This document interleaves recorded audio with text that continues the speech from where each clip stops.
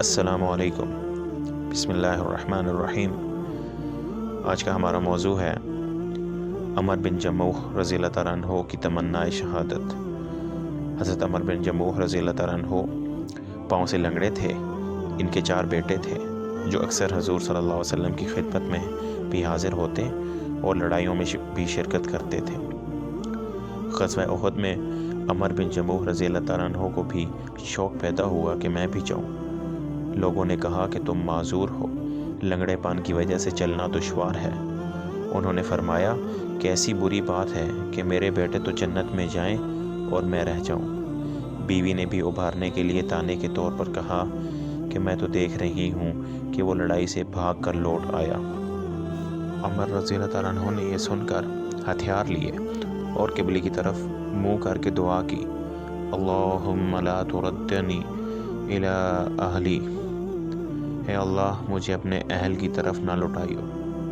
اس کے بعد حضور صلی اللہ علیہ وسلم کی خدمت میں حاضر ہوئے اور اپنی قوم کے منع کرنے کا اور اپنی خواہش کا اظہار کیا اور کہا کہ میں امید کرتا ہوں کہ آپ اپنے لنگڑے پیر سے جنت میں چلوں پھروں۔ حضور صلی اللہ علیہ وسلم نے فرمایا کہ اللہ نے تم کو معذور کیا ہے تو نہ جانے میں کیا حرج ہے۔ انہوں نے پھر خواہش کی تو آپ صلی اللہ علیہ وسلم نے اجازت دے دی۔ ابو درداء رضی اللہ تعالیٰ عنہ کہتے ہیں کہ میں نے عمر رضی اللہ تعالیٰ عنہ کو لڑائی میں دیکھا کہ اکڑتے ہوئے جاتے تھے اور کہتے تھے کہ خدا کی قسم میں جنت کا مشتاق ہوں۔ ان کا ایک بیٹا بھی ان کے پیچھے دوڑا ہوا جاتا تھا۔ دونوں لڑتے رہے حتیٰ کہ دونوں شہید ہوئے۔ ان کی بیوی اپنے خاوند اور بیٹے کی لاش کو اونٹ پر لاد کر دفن کے لیے مدینہ لانے لگی تو وہ اونٹ بیٹھ گیا۔ بڑی دقت سے اس کو مار کر اٹھایا اور مدینہ لانے کی کوشش کی، مگر وہ احد ہی کی طرف کا منہ کرتا تھا۔ ان کی بیوی نے حضور صلی اللہ علیہ وسلم سے ذکر کیا۔ آپ صلی اللہ علیہ وسلم نے فرمایا کہ اونٹ کو یہی حکم ہے کہ عمر چلتے ہوئے کچھ کہہ کر گئے تھے۔ انہوں نے عرض کیا کہ قبلے کی طرف منہ کر کے یہ دعا کی تھی، اللہم لا تردنی الی اہلی۔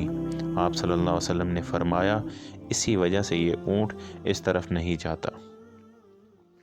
فائدہ، اسی کا نام ہے جنت کا شوق، اور یہی ہے وہ سچا عاشق اللہ کا اور اس کے رسول صلی اللہ علیہ وسلم کا، جس کی وجہ سے صحابہ رضی اللہ تعالیٰ عنہم کہاں سے کہاں پہنچ گئے کہ ان کے جذبے مرنے کے بعد بھی ویسے ہی رہتے۔